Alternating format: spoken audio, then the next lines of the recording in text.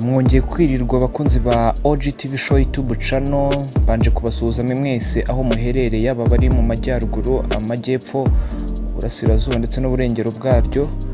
Mwese mbanje kubaha ikaze kuri yago-tv-show YouTube channel. Uyu munsi bafite amakuru ari yihutirwa cyangwa se breaking news ku rubanza rwa miss-iradukunda-elisa rwabaye mu muhezo.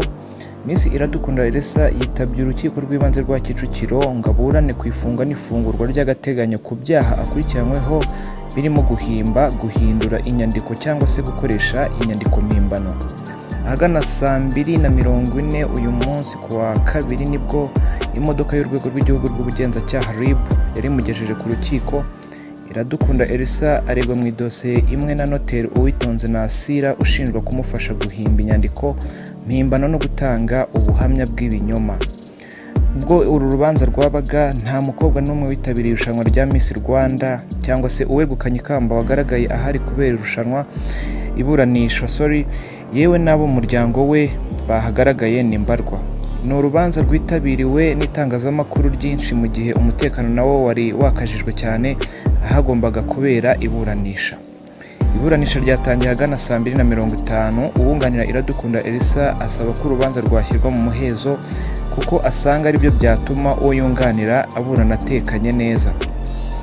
Abishingira no ku mazina y'abavugwa muri uru rubanza bakeneye kurindwa umutekano. Ibyo byose yabishingiyeho asaba ko yaburanishwa mu muhezo. Ubushinjacyaha nabwo bwemeje ubu busabe buvuga ko bakurikije uburemere bw'idosiye kuyiburanishiriza mu muhezo ari byo byaba byiza ndetse bigatanga n'umutekano w'abaregwa.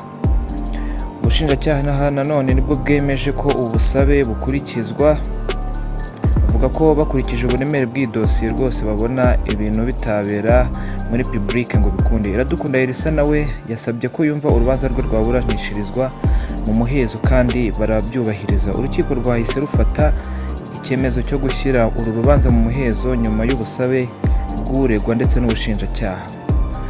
Dore rero uko imiterere y'ibyaha bakekwaho imeze. Kuva kuwa tariki 19 Gicurasi 2022 nibwo dosiye y'abaregwa yashyikirijwe urukiko rw'ibanze rwa Kicukiro.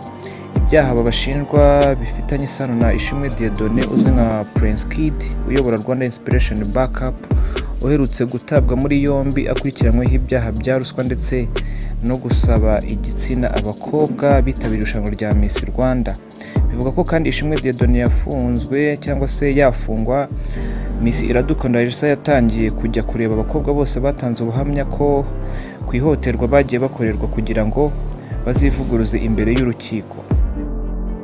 Bivugwa kandi ko Iradukunda-Elisa yashatse noteri akajya agera kuri umwe ku wundi akamusinyisha ibaruwa ihakana ko yashinje Ishimwe Dieudonné mu byaha bombi bakurikiranyweho harimo gutanga ubuhamya bw'ibinyoma. Amategeko agena ko uwagikoze abigambiriye ko iyo kimuhamye ahanishwa igifungo kitari munsi y'umwaka umwe ariko kitarenze imyaka 3 n'ihazabu y'ibihumbi 500 ariko itarenze miliyoni y'amafaranga y'u Rwanda. Ikindi cyaha bakurikiranyweho nuko abitabajwe mu nzego z'ubutabera iyo umuntu agihamijwe n'urukiko ahanishwa igifungo kitari munsi y'umwaka umwe ariko kitarenze imyaka 2 n'ihazabu itari munsi y'ibihumbi 500 ariko itarenze miliyoni y'amafaranga y'u Rwanda. Miss-iradukunda-Elisa na noteri Uwitonze-Nasira kandi bakurikiranyweho icyaha cyo guhindura inyandiko cyangwa gukoresha inyandiko mpimbano.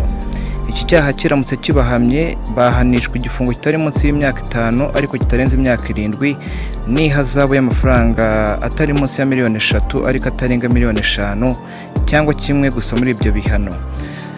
Uko amakuru y'uru rubanza azajya agenda tuzajya tuyabagezaho. Icyo usabwa ni gukora subscribe kuri yago-tv-show YouTube channel ukajya ubasha kubona amakuru yacu ku gihe kandi akakugeraho ameze neza. Kora subscribe kuri yago-tv-show YouTube channel ubona amakuru y'ibyamamare byo mu Rwanda no hanze yarwo, haba muri muzika, muri fashion, politike, imikino ndetse n'ibindi byose bigezweho. Ciao ciao.